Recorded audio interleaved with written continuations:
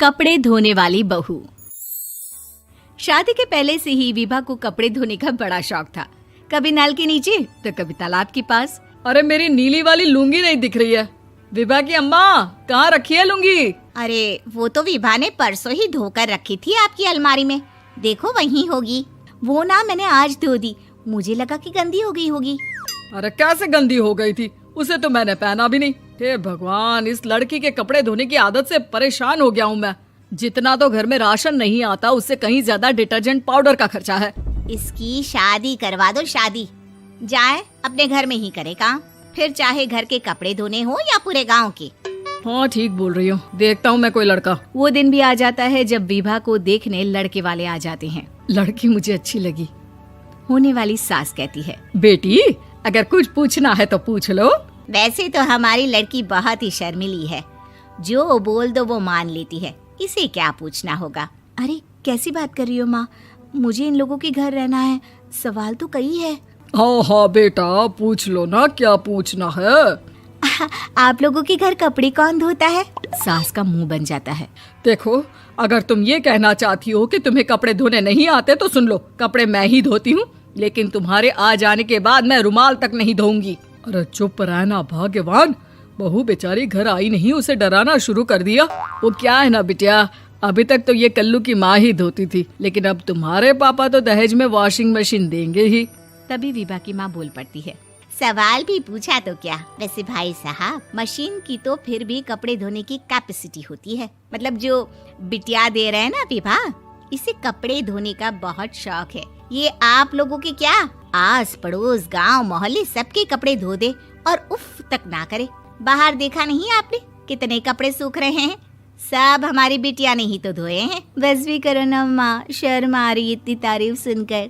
और तो और एक दाग निकाल कर दिखाओ तो मान जाओ। हाँ अच्छा, माफ करना बेटा, मैंने गलत समझा। हमें तो रिश्ता बहुत पसंद है। और ऐसे जुड़ जाता है रिश्ता कपड़े धोने का शौक रखने वाली विभा का। उसकी शादी हो जाती है कोयला फैक्ट्री में काम करने वाले कल्लू के साथ। शादी के बाद अचानक विभा चिल्लाती हुई सास के पास आती है। सासू माँ, अरे सासू माँ कहाँ है आप? ये तो धोखा है, धोखा दिया आप लोगों ने मुझे। इसे ससुर के चक्कर के बारे में पता चल गया। अरे तो उसमें तुझे क्यों धोखा मिला है? अरे नल में पानी नहीं आता, कपड़े कैसे कब धुलेंगे? अच्छा, तू पानी नहीं आ रहा उसकी बात कर रही है। तो आपने क्या सोचा? कुछ नहीं। अच्छा, तेरी माँ ने कहा था कि कपड़े धोने का शौक है तुझे, याद आया मुझे।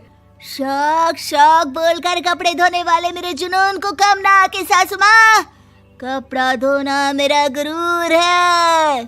तभी पति भी वहाँ आ जाता है। अभी मैंने इसे सनी देओल की फिल्म दिखाई है, उसी के डायलॉग मार रही है माँ। अच्छा सुन, साफ साफ बता रही हूँ, पानी सुबह 4 से 6 और शाम को 10 से 12 आता है, समझी?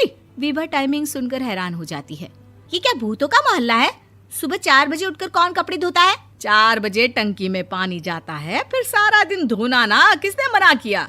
अरे कैसी बात कर रही हैं? 200 लीटर की टंकी में कितने कपड़े धो लूंगी मैं? सुबह ही उठ जाऊंगी मैं। अब क्या था, विभा सुबह 4 से लेकर रात के 12 बजे तक कपड़े ही धोती रहती। एक रोज सास पड़ोस से निकलकर कहीं जा रही होती है कि साथ वाली कहती है, हाँ कल्लू की माँ, जरा ये बताओ कि 2 साड़ी है, 2 ब्लाउज और एक पेटीकोट और एक नाड़े वाला लंबा कच्छा। हाँ तो? अरे तो क्या, कितना लोगी धुलाई ये बताओ। धोबन दिख रहे हैं हम क्या? हमारे पति सरकारी नौकरी से अभी रिटायर हुए हैं और बेटा सुपरवाइजर है कोयला फैक्ट्री में। धोबन समझ रखा है हमें? हाय रे कल्लू की अम्मा, माफ कर दो, वो तो मोहल्ले में यही सब बता रहे थे कि तुमने बहू को कपड़ा धुलवाने के काम में लगा दिया है। सास को पड़ोसन की बात सुनकर गुस्सा आ जाता है। वो घर पहुंचती है जहां घर के बाहर ही इतने सारे कपड़े सूख रहे होते हैं जितने कि किसी धोबन के घर पर। अरे ओ कल्लू की दुल्हन, बाहर निकल। माँ जी यहीं आ जाओ, बाथरूम में चादर धो रहे हैं हम। अरे अभी हम धोते हैं, तुमको बाहर निकलो। ये आस पड़ोस वाले बोल रहे हैं कि हम बहू से कपड़े धुलवा कर उसे कपड़ा धोने वाली बना दिए हैं। अरे छोड़ो ना माँ जी, किन लोगों की बातों में आती हो? आस पास के लोगों का तो काम ही होता है कि वो किसी तरह सास बहू को लड़ा दे। बहू सारे घर के कपड़े धोती है, ये क्या कम है? बोलिए। सास को भी लग जाता है कि वो बहू का ये सनकीपन नहीं छुड़वा सकती, इससे अच्छा है कि खुद ही चुप हो जाए। एक रोज सास और बहू मंदिर जाते हैं, जहाँ सास की साड़ी वहाँ खड़ी भीख मांगने वाली से मिलती है। माँ जी क्या बात है, आपकी साड़ी उस भिखारन से कितनी मिल रही है ना? हाँ हाँ देखो तो, दोनों की साड़ी मिल रही है। क्या बात है कल्लू की अम्मा, तुम खुद को तो अफसर की बीवी बताती हो और ऐसी सिंपल सी प्लेन साड़ी पहनकर घूमती हो। सिंपल और प्लेन नहीं है ये साड़ी। तो क्या सोने के धागे से फूल बने हैं? कुछ भी सासू माँ, कुछ भी। हाँ बने थे इस साड़ी में सोने के धागे से फूल। मेरे पति लेकर आए थे मद्रास से स्पेशली मेरे लिए 10,000 की। ताहे भाई साहब इस भिखारन के लिए भी सेम टू सेम साड़ी लेकर आए होंगे 10,000 की। सास उस वक्त तो कुछ नहीं कहती, लेकिन बहू के साथ घर आती है और अलमारी से एल्बम निकाल कर लाती है। ये साड़ी देख रही है, ये वही साड़ी है जिसे मैंने अभी पहना था।